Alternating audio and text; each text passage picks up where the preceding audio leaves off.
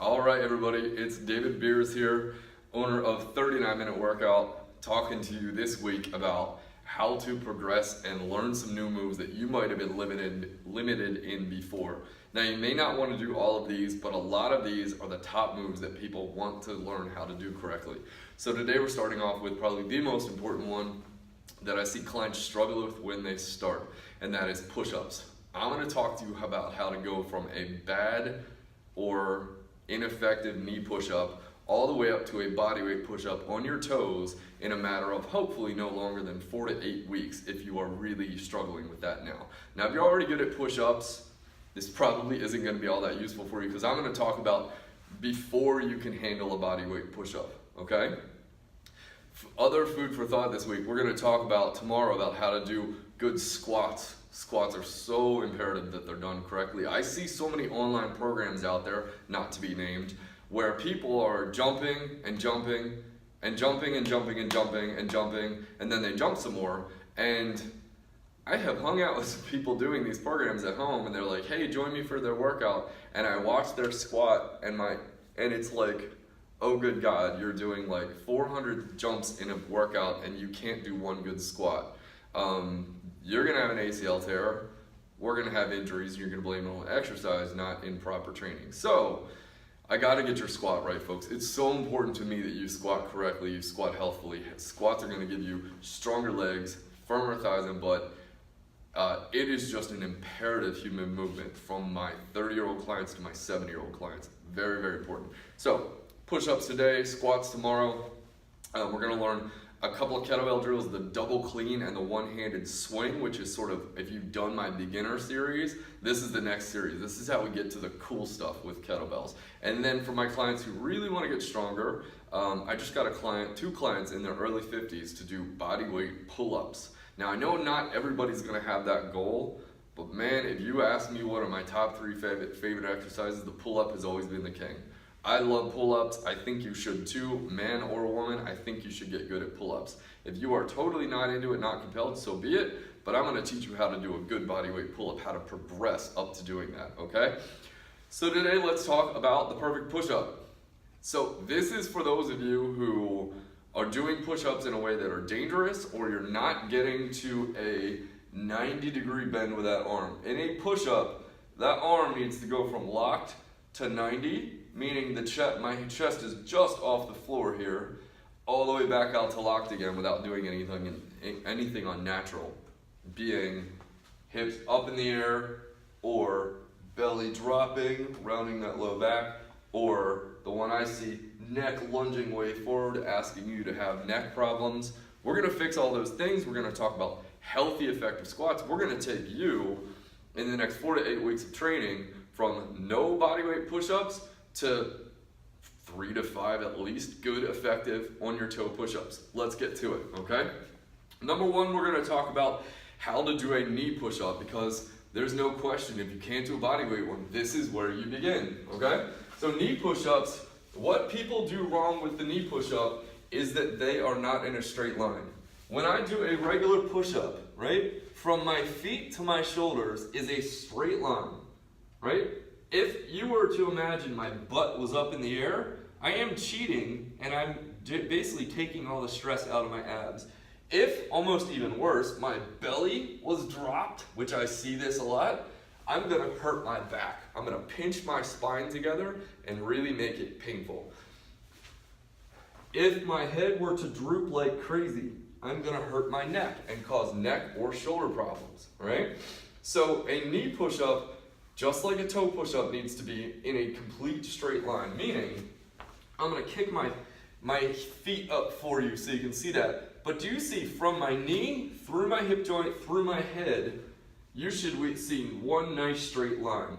So that when I come down in the push-up position, down to my chest and return back up, my hips are coming along for the ride.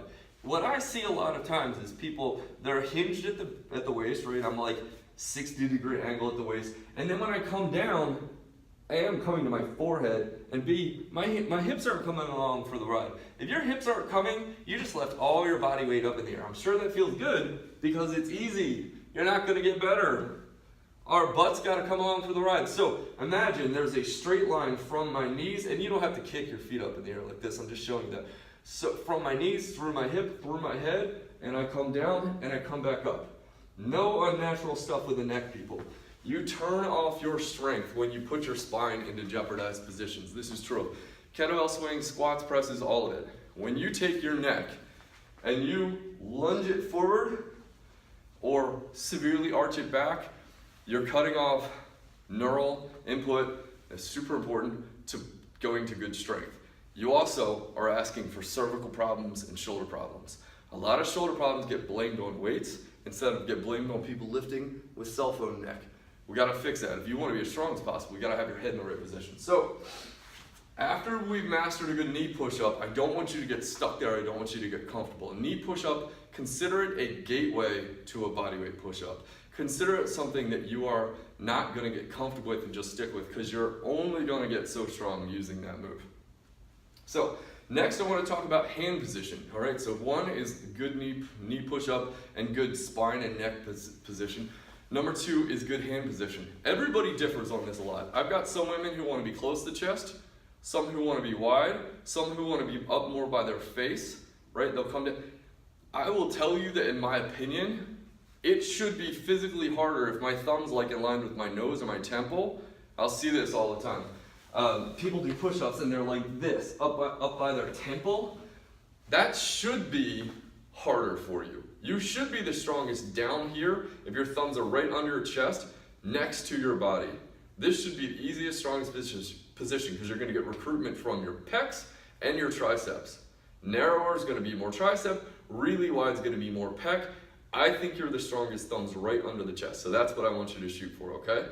I think when you come down, this is going to tell you, right? When you come down, what's it in line with? This is my cheek. This is too high. This is my chest. This is where you should be the strongest, okay? So hand position, play with it, play with different angles. I'm not saying that there's a right answer for you. I think you need to find that, but I suggest that it's probably not up here. So if you come down into the push-up and you see you're here, what you're doing is actually making it a bad leverage for your pressing muscles, and because it's further from your knees, harder on your core, which will make it harder. So the next step is number 3 and number 4 are a negative, working the negative, and then number 4 is a static hold. This is also the same tips I'm going to teach you on building up to a bodyweight pull-up. So the first one is negatives. This is where most of my clients from their 40s to 60s, especially who might struggle with push-ups, are able to see real growth, real change quickly. Now this has to be done from the toes.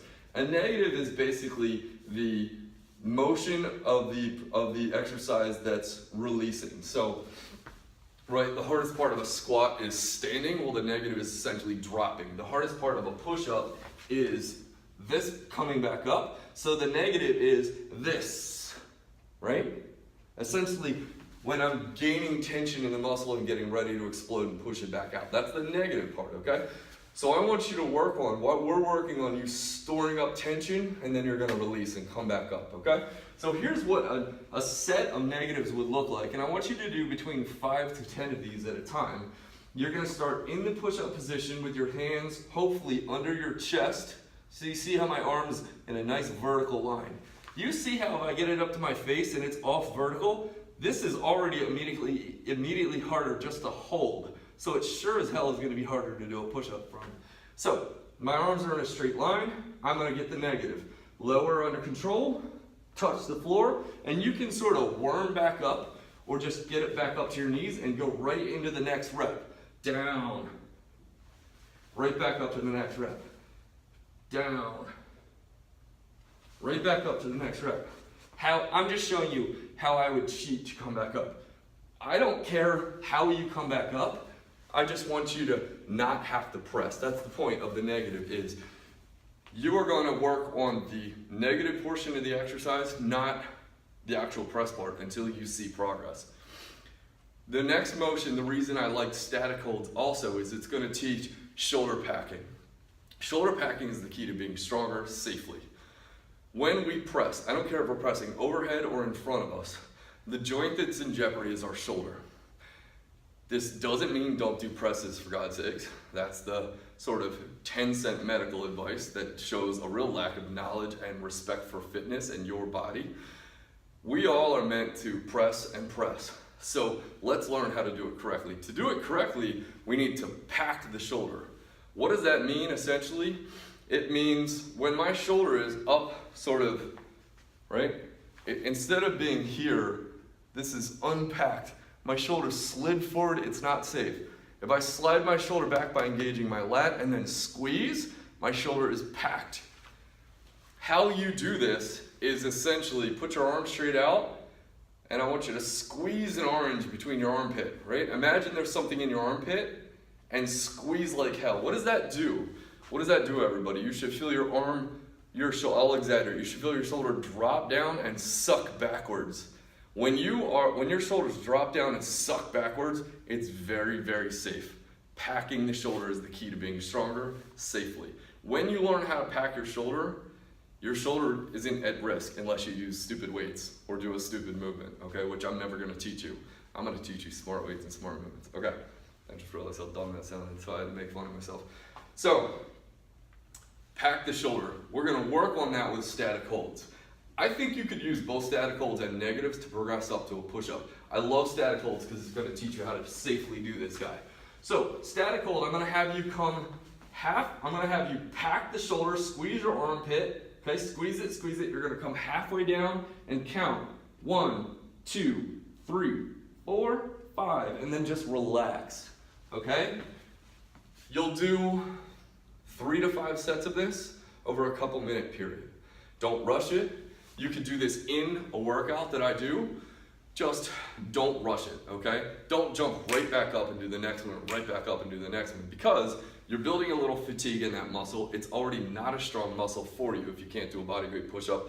So we don't want to exhaust it and then keep doing it. That's when we're going to unpack the shoulder and do bad things with the body.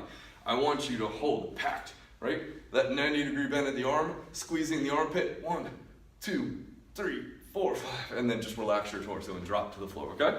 3 to 5 sets of that. You will get stronger working negatives and working static holds, or isometric holds is another word for it. Very, very valuable for you. I'm gonna be doing some workouts based on static isometric holds. First of all, you want a great way to firm up muscle. Hold tension in the muscle and do static holds with kettlebells and bodyweight drills. Awesome, awesome results for you guys in terms of the firming that you're gonna get, which I know everybody wants to get, okay? So hopefully that helps you develop the perfect push-up. Use these drills. Now I do wanna tell you about a challenge I'm starting as of tomorrow. I'm gonna post the video today. This is a 5-day challenge with a prize for the winner at the end. To win the prize, you gotta get on my YouTube page, 39-Minute Workout with David. You've got to post a comment on that video every single day and exactly what you did and how long it took you. It's a very simple workout, but it's gonna get you building a good habit. That's what I'm all about for you guys. Effective exercise habits. Not gonna be a ton of reps, okay? You're gonna do kettlebell swings, goblet squats, and push-ups. That's it. Simple, a squat motion, a full body swing for calisthenic and heart burn and fat burn, and a press motion.